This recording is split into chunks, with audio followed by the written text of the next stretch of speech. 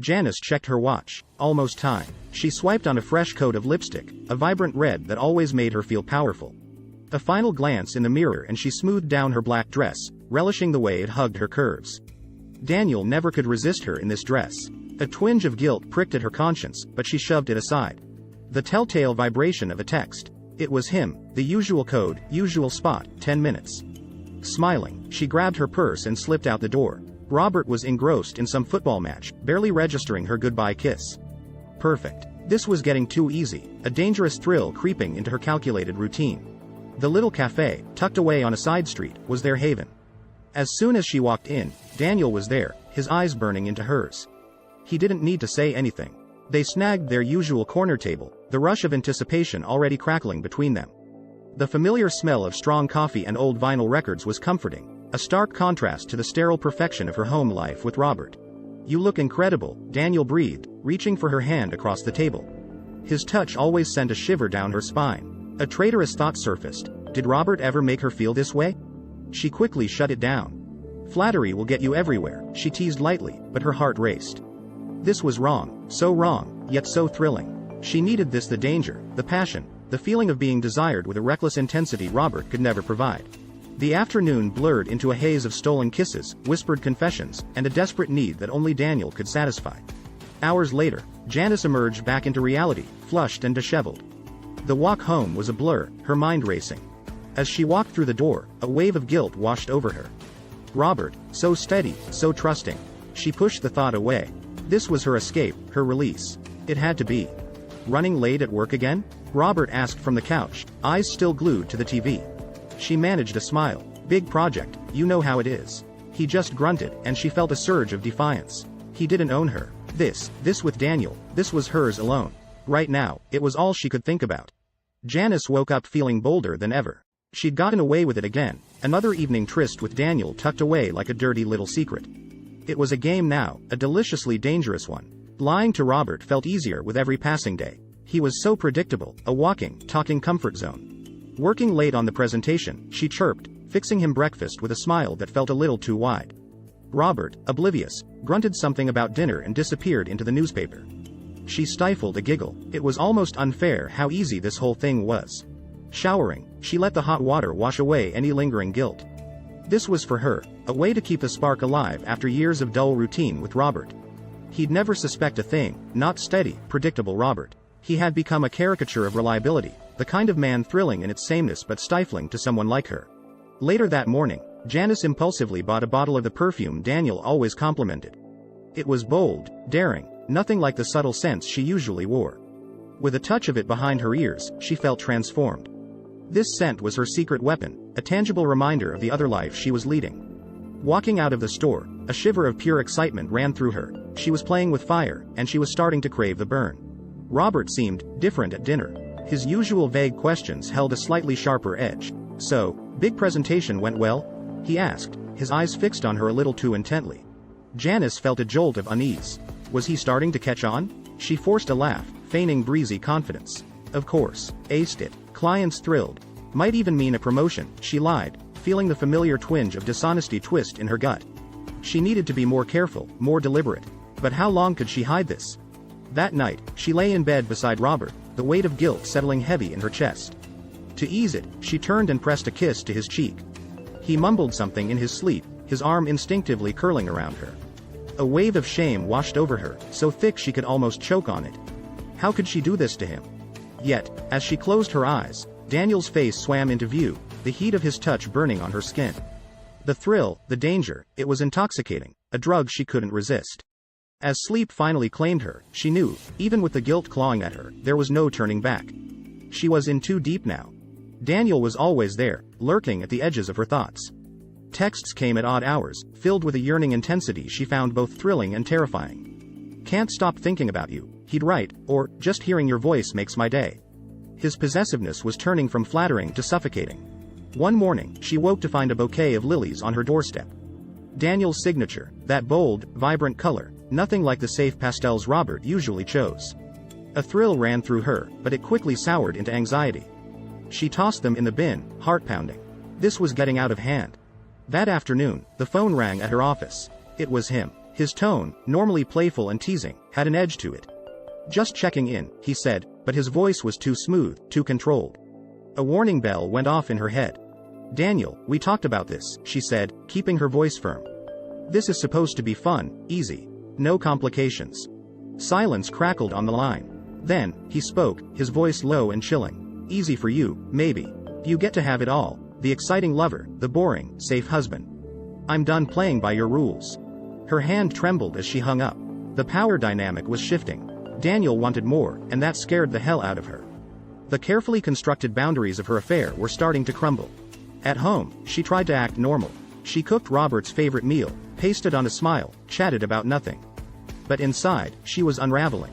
Her perfect escape wasn't so perfect anymore. Daniel had become an obsession, a dangerous presence she couldn't shake. On the drive to work the next day, she kept checking her rearview mirror, feeling a prickle of paranoia at every passing car. As she approached her office building, her stomach lurched. There was a small, exquisitely wrapped package on her desk. She didn't need to open it to know it was from Daniel. Hands shaking, she tore it open. Inside, a necklace. Sleek, silver, beautiful, and utterly terrifying in its implication. He was encroaching on her life, his presence seeping in. She was losing control, and the terror of it outweighed any thrill the affair once held. How in the world was she going to fix this? The air around Robert seemed to have changed. His usual easygoing demeanor was gone, replaced by a tense silence. He watched her with a strange intensity, his questions more pointed. "Late night at work again?" he'd ask, his tone accusatory. Panicked nod at Janice's insides. Was he getting wise to her lies? One evening, as she tossed and turned in bed, Robert's phone buzzed. Usually, he'd ignore late-night calls, but this time, he looked at the screen and a flicker of something unfamiliar crossed his face. He slipped out of bed, taking the call in hushed tones on the balcony. Janice strained to hear, her heart pounding. Whatever that call was about, it wasn't good. The next morning, Robert left for work with a curt nod, an odd coldness settling between them. Driving to the office, Janice kept looking over her shoulder, the paranoia gnawing at her. Every car felt like it was following her, every unknown caller a potential threat. That afternoon, an email landed in her inbox. No sender, no subject, just an attachment. Dread pooled in her stomach as she hesitated, then clicked it open. Photos. Her and Daniel, clear as day. Intimate, damning, she gasped, feeling like she'd been punched. He knew. Robert knew everything. She stumbled through the rest of the workday, a blur of nausea and rising terror. How had he found out? And just how much did he know? Her carefully constructed world was shattering, and she knew exactly who was behind it. Driving home was torture, every minute an agonizing delay of the confrontation that awaited. Robert was sitting at the kitchen table when she walked in, a manila folder in front of him. Inside, she knew, was more evidence of her betrayal. "Sit down," he said, his voice flat, devoid of any usual warmth. She slid into a chair, hands trembling. I don't know what to say," she began, her voice barely a whisper. Robert cut her off, his voice shaking with a fury she had never seen in him. "You don't get to say anything. I hired someone, had you followed. These pictures, explain them." He slid the photos across the table. There it was, her lies laid bare in glossy print. Shame burned through her. Caught. There was no way out of this. The silence stretched heavy in the kitchen. Robert stared at her, his eyes burning with a mix of hurt and fury. Janice's mind raced, searching desperately for a way out, some sort of explanation that might even slightly minimize her betrayal. "Robert," she began, her voice barely a whisper. "I know this looks bad, but please, let me explain." He scoffed, a bitter laugh escaping him. "Explain? What's there to explain? Your little trysts weren't exactly subtle, Janice." A wave of desperation washed over her. This wasn't how it was supposed to go. She was supposed to be in control, always one step ahead. Then, it struck her. A twisted logic, a last-ditch attempt at salvaging something from the wreckage. "It was for you," she blurted, clutching at the lie like a lifeline. "Us. Our marriage. Things were getting stale. I was bored, afraid of losing you." Robert blinked, confusion warring with anger on his face. "What the hell are you talking about?" She forged on, her words tumbling out in a rush. "It was the only way I could think of. To make things interesting again. The excitement, the danger. I thought it would bring back the spark we'd lost. I never meant to hurt you." Robert stared at her like she'd grown a second head. "You cheated on me. To make things interesting? Are you even hearing yourself right now?" She knew it was a flimsy excuse, a pathetic attempt at damage control, but a desperate hope flickered in her. Maybe, just maybe, he'd grasp onto that thin shred of twisted reasoning, cling to the idea that she did it out of some misguided love for him. He didn't. His face hardened, the devastation turning into something cold and unrecognizable. "Don't insult me, Janice," he said, his voice low and dangerous. "I may have been blind, but I'm not stupid. You did this for you, not for me. All those lies, the sneaking around. You enjoyed it, didn't you? The power, the thrill of getting away with it." His words hit her like a physical blow. He was right. A sickening realization washed over her. He saw through her manipulations and desperate justifications. The foundation of their marriage was dust, blown away by the force of her betrayal. And she, the architect of its destruction, was left with nothing but the chilling truth of what she had become. The days after the confrontation were a blur. Robert moved through their shared home like a ghost, his presence a constant accusation. Conversations were clipped, filled with unspoken tension. Janice wanted to scream, to plead, to explain away her actions, but his icy silence was more damning than any words of fury. One night, as Janice lay awake staring at the ceiling, she saw a flicker of something in his eyes as he passed her in the hallway. It wasn't the shattered trust or raw pain anymore. It was calculation. A shiver ran down her spine. Had she underestimated him? Always so steady, so predictable, perhaps there was more to Robert than she'd ever given him credit for. She started to notice small changes. He'd stay late at work, claiming unexpected projects. His phone calls became hushed, conducted in a low voice when she was out of earshot. Every time he left the house, a gnawing unease settled in Janice's stomach. What was he up to? One afternoon, while cleaning, she stumbled upon a hidden folder on Robert's laptop. Her pulse quickened as she clicked it open. Inside were files filled with information, background checks, financial records, even some grainy surveillance photos. It was all about Daniel.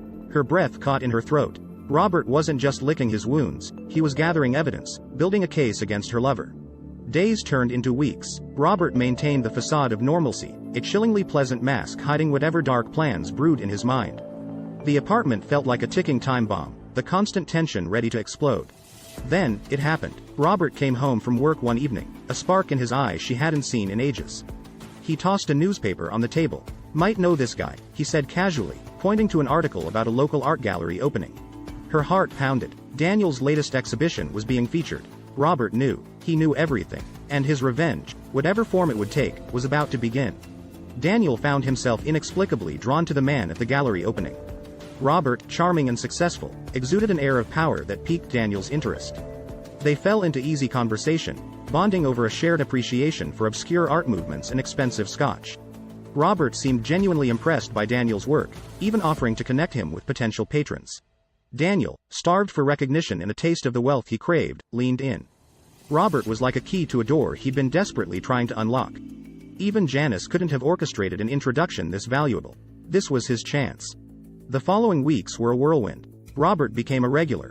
Lunch meetings, gallery visits, casual drinks extending late into the evening. With every interaction, Robert deftly massaged Daniel's ego, subtly exploiting his insecurities. He'd hint at Daniel's untapped potential, slyly mention clients who craved his unique style. Daniel ate it up.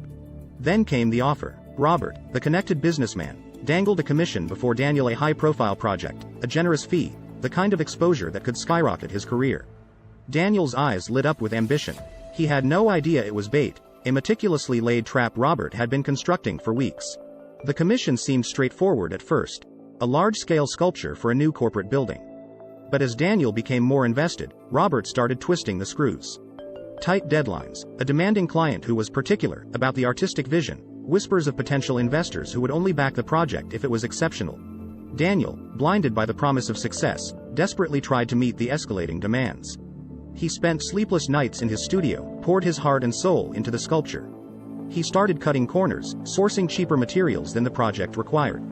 Robert knew this would happen, it was all part of the plan. His calculated manipulation was working perfectly. Daniel, with his inflated ego and gnawing insecurities, was too focused on the potential reward to notice the web being spun around him. And Robert, the puppet master, waited patiently for the right moment to pull the strings, the moment when his carefully crafted revenge would take its final form. The grand unveiling of Daniel's sculpture was meant to be a triumph. Instead, it became his downfall. As the crowd of art critics and potential investors gathered, Robert watched from the sidelines, a barely concealed smirk playing on his lips. He knew the sculpture was flawed, the result of Daniel cutting corners and rushing to meet impossible deadlines. The moment the spotlight hit the sculpture, murmurs rippled through the crowd. There was confusion, then surprised gasps. The piece was riddled with imperfections, obvious cracks, poorly welded joints, a hastily applied finish. It was a disaster, a far cry from the masterpiece Robert had promised. Daniel stood beside it, his face burning with humiliation. The whispers turned into outright criticism. The fickle art world was quick to condemn. Amateurish. A blatant imitation. This man is a fraud. Daniel felt the ground crumbling beneath him. This wasn't just failure. This was public ruin. Robert stepped in then, the concerned patron. He expressed disappointment, hinted at shoddy workmanship, quietly implied that perhaps the funds for the project hadn't been used as intended. The crowd, eager for a scandal, latched onto the insinuations. It escalated quickly. Rumors of embezzlement swirled. Disgruntled investors, subtly nudged by Robert, demanded audits. The police were alerted, an investigation quietly instigated with Robert's carefully manipulated evidence. Daniel, once the rising star, was suddenly the disgraced artist under suspicion. His studio was raided, financial records seized. It didn't take long for the investigators to find what Robert had planted: falsified invoices, traces of suspicious money transfers. The trap had snapped shut. Daniel was arrested, his protests of innocence drowned out by the mounting accusations. News of the scandal spread like wildfire. Daniel's reputation was in tatters, his career destroyed. All according to Robert's meticulously orchestrated plan. He had taken Daniel's ambition, his hunger for success, and turned it into a weapon of self-destruction. It was a brutal, cold-blooded revenge, dished out under the guise of business dealings and artistic opportunity. Janice should have felt relieved at Daniel's downfall. It should have meant safety, the end of the looming threat. Yet, as she read the news articles about his public disgrace, all she felt was a gnawing sense of unease. Something about the way it all unfolded was too clean, too perfectly orchestrated. A cold realization began to dawn on her. This wasn't just a stroke of bad luck for Daniel, this was Robert's doing. He came home that evening with an air of grim satisfaction.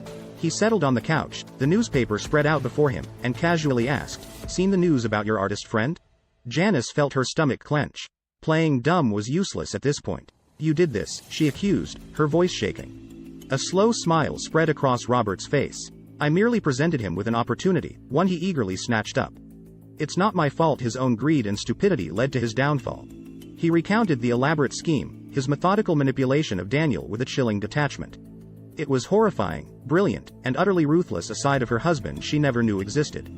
The steady, predictable man she thought she knew was gone, replaced by a cold, calculating stranger. "Why?" she choked out, the single word heavy with despair. "You really thought you could get away with it? Humiliate me, use me?" Robert's voice was low, anger barely simmering beneath the surface. "You enjoyed the thrill, didn't you?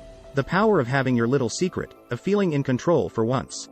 Well, the game's over, Janice. And you've lost." His words ripped through her, obliterating her carefully constructed facade of strength. She'd always been the one in control, the manipulator. Yet Robert had flipped the script in the most devastating way possible.